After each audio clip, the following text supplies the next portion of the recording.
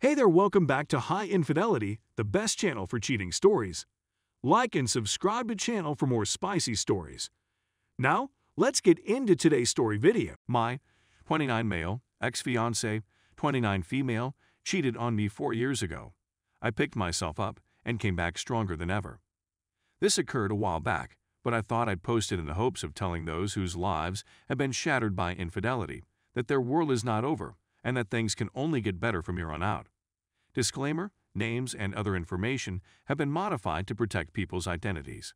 I met my ex-fiancée, let's call her Jane, at a coffee shop 7 years ago. I was standing behind her in a lengthy, slow-moving line when we began conversing. We hit it off right away and even sat and drank coffee for nearly an hour together. We ultimately exchanged phone numbers before parting ways. I was cautious to get serious with her at first, since I had just begun as an analyst at a huge investment bank, and the hours were really terrible.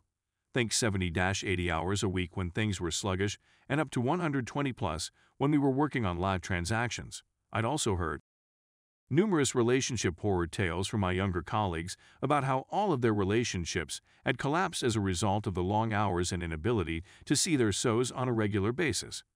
After a few dates with Jane, though, it was evident that I was falling for her and that she felt the same way about me. I expressed my fears about my work hours causing our relationship to fail, and she informed me that she genuinely loved me, that it would be a pity if we didn't even try, and that any storm could be weathered if we remained dedicated and were understanding towards one another. She kept her promise, and the following 3 years were filled with Everest-like highs and horrible lows, but we persisted. She was kind and understanding, and she never made me feel bad about staying up late at work rather than with her. She lavished me with love, care, and compassion, and often expressed her gratitude to be with such an outstanding person as me. In exchange, I did all in my power to love her as she deserved to be loved. To everyone's amazement, we were stronger than ever at the conclusion of this 3-year period, whereas all of my other analyst relationships had shattered and burned. During this time, I felt it was time to start recruiting for private equity opportunities. If I am successful, my hours will be considerably decreased, and my already ridiculously high income will be increased much more. I also determined that I wanted to spend the rest of my life with Jane, this incredible lady who had stood with me even through my bad junior banking years. While we were on vacation in Spain, I purchased a ring and proposed to her. When she said yes, I was overjoyed. This is the point at which everything turns to as she was in the bathroom one day when she realized she had left her phone on the bedside table. I felt the smallest desire to snoop. At this time, she had done nothing that would cause me to assume she was cheating, and I had no inklings that anything was amiss. I only had a passing hankering, and it's not like she'd ever find out I'd snooped. Long story short, I snooped and discovered a named female I didn't recognize in her conversations. I clicked in, and what I saw both infuriated and crushed my heart. Lots of sweet nothings, nudes and so on. They even sent me SMS comparing the size of my erection to his. What made matters worse was that he seemed to be taller and more attractive than me. I'm 5'9" and barely slightly over average in terms of appearance. I was trembling so violently and felt so terrible that I hung up the phone and walked outside to take a break. My mind was racing as I walked down the street. My initial thinking was that it was my fault, that she simply wanted to be loved, and that I couldn't give her the attention she needed because of my job. Sad, right? I wanted to confront her when I came home, but I was terrified since I loved her so much, and confronting her may damage our relationship.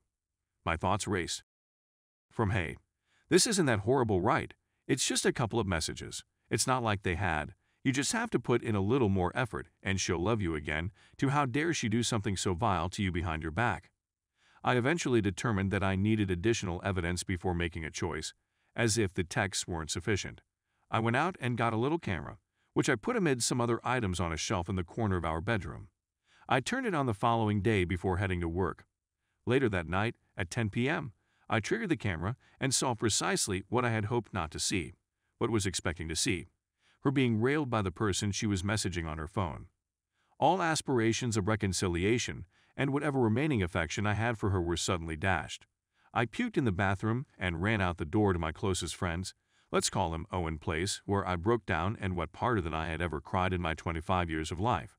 After I had cooled down, Owen and I drank thick scotch and discussed my next step after I had finished ranting. We spoke all night until we both had to go for work the following morning. He advised that instead of confronting Jane and ending my engagement, I'd be courteous around her until I got a new job, ideally in private equity, and a new apartment, then block her phone, email, and all forms of social media, etc., and move out while she's at work. I'd be kissing her goodbye in the morning, and the next thing I knew I'd be gone, as if I'd never lived. He warned me that it would strike her like a truck. I was completely on board with this idea, but I informed him that I'd like to go to a different continent, most likely New York, where I'd be completely gone. He told me he'd miss me if I did, but if that's what I needed, he backed my choice. Later that day, I dragged into work like a zombie, but the tremendous weight that had been dragging me down had been significantly removed. The following month was the most terrible I'd ever had to face. Being near Jane whenever I was at home was brutally agonizing, as did pretending to be normal. I couldn't look her in the eyes without wanting to hurt her physically, but I was able to put on a brave front and be loving towards her. We even had a couple sessions, which left me feeling disgusted and weak. She had informed everyone that we were engaged, and when she mentioned the wedding, I lied and said that we would have to wait a few months since things were heating up at work and I would be quite busy. I delivered the same response to the swarms of common friends and relatives who had called to congratulate us. I sobbed a couple times in the office toilet late at night, knowing she was probably sleeping with AP at the time. It was a marvel that I was able to keep going for as long as I did. It helped me to remain at the workplace as late as feasible or to just roam about the city when I ended earlier than normal. Meanwhile, I was reaching out to headhunters in New York in the hopes of recruiting for private equity associate positions that were also preparing for their LBO modeling exams. I'd also informed my other close pals what I was planning to do, and they all said they'd be there for me no matter what. I had a few interviews set up with New York-based private equity companies after a few weeks of interviews with headhunters. Everything was going just as planned, but this isn't a dream world, this is reality, and life soon threw me a curveball that utterly smashed my plan, but not in the manner you may imagine. One Friday night, I went out with Owen and another of my pals, let's call him Antoine, and we ended up socializing with a bunch of individuals Antoine knew. One of the most gorgeous females I'd ever seen was among them. I chatted to her for a while and we got along well. Her name was Alyssa, and she was from Sweden. She was very gorgeous and looked like Elsa Hosk. She was an Elsa Hosk's exact twin. You know who was Elsa and who was Alyssa if you place them both side by side, but you understand what I mean. We had a lot in common, including the fact that she was pursuing her master's degree at my alma mater and, in fact, was pursuing the same program as I was, and that we had both grown up in Asia.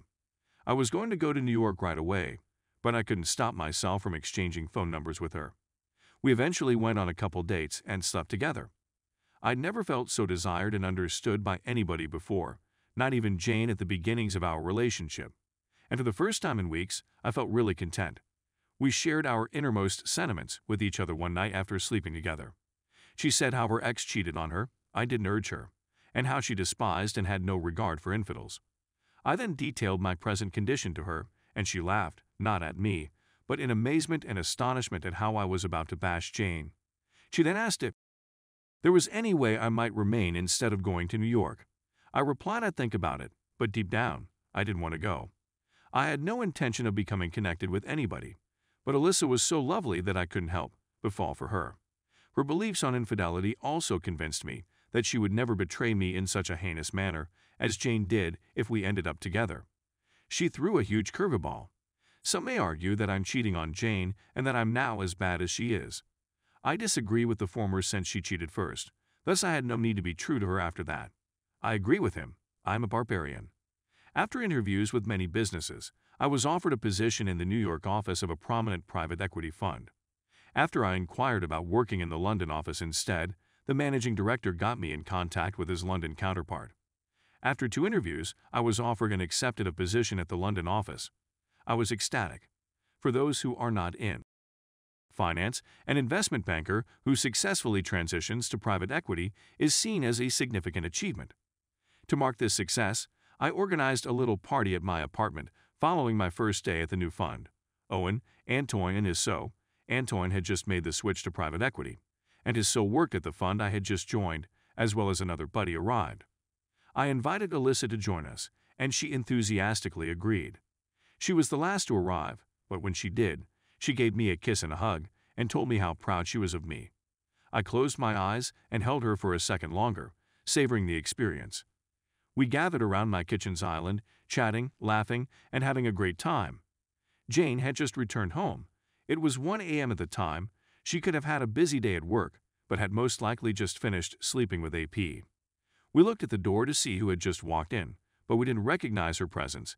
Everyone at the table knew precisely what was going on. When Jane returned, Alyssa had her hand over my shoulder but didn't take it off. We simply kept conversing, not allowing Jane's presence to detract from our pleasant sentiments. Jane attempted to seat between me and Alyssa, awkwardly, to say the least, but ended up on my opposite side. We carried on our chat as if Jane wasn't there. I ignored her as well, keeping my body directed towards Alyssa the whole time. Jane seemed to be in a lot of pain, and I could tell. Everyone decided to leave at 2 p.m. to go home and sleep. I unlocked the door and let everyone out before putting on my shoes and following them. Jane, with a worried tone in her voice, inquired as to where I was heading. "I'll be back in a minute," I said, closing the door before she could answer. When I awoke at 8 a.m., Alyssa was still sleeping next to me, so I kissed her on the cheek and went home to carry out the last part of my new plan. I had turned off my phone before going to bed since it was inundated with texts, messages, and phone calls from Jane.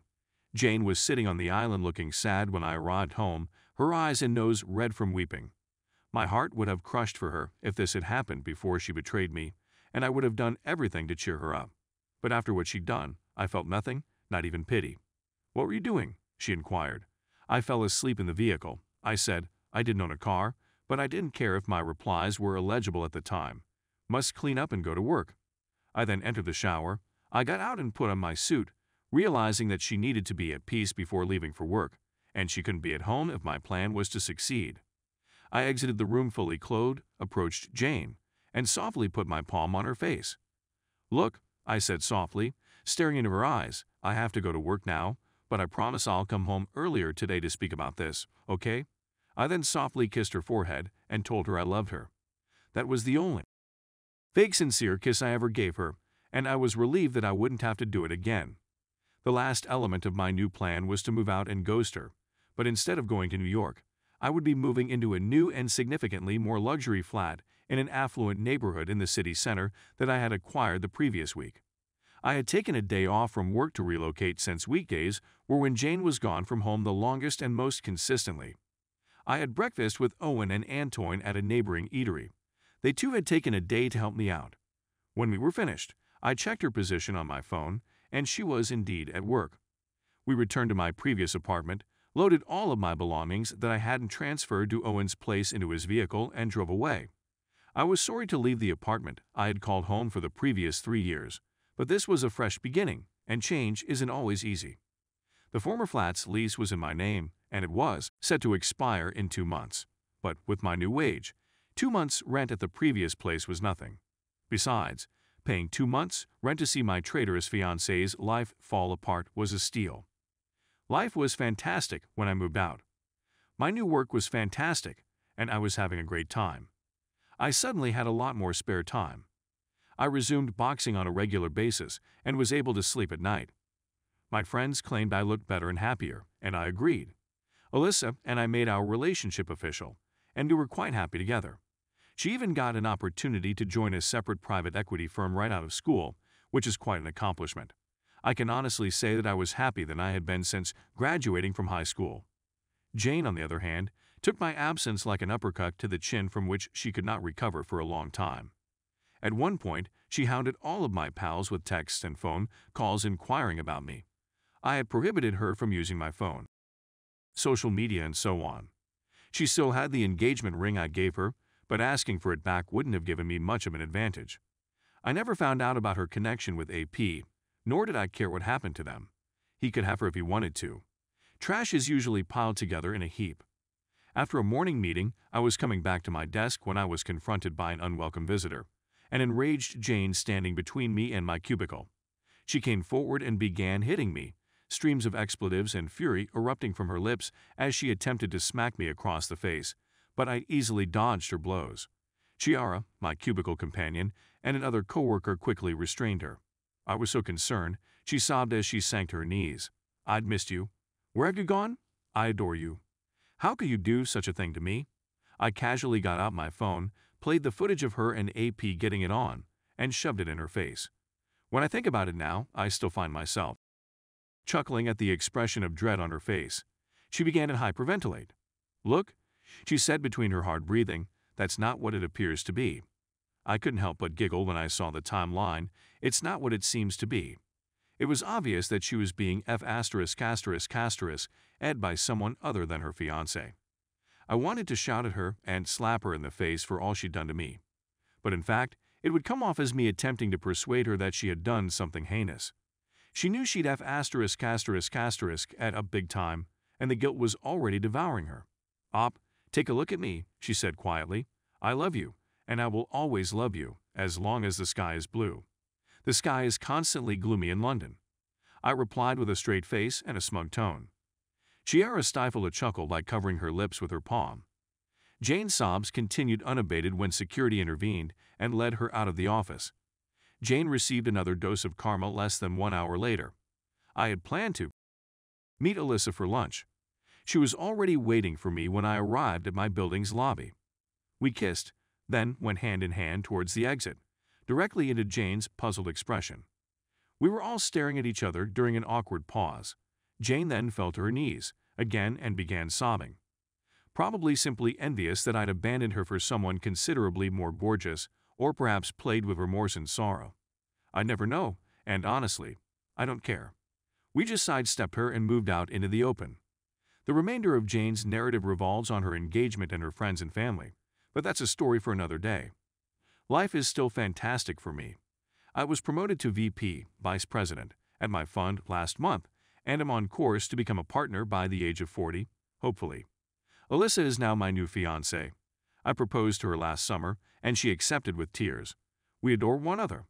We want to marry when the epidemic is over and are already discussing having children together. The new lockdown is terrible for everyone, but we are really lucky to have each other to rely on during such difficult times. That concludes my narrative, gentlemen. I simply wanted to share this to illustrate that if you've been the victim of infidelity, it's not the end of the world. You can always bounce back, level up, and hit new highs you never thought imaginable. Everyone, have a wonderful day.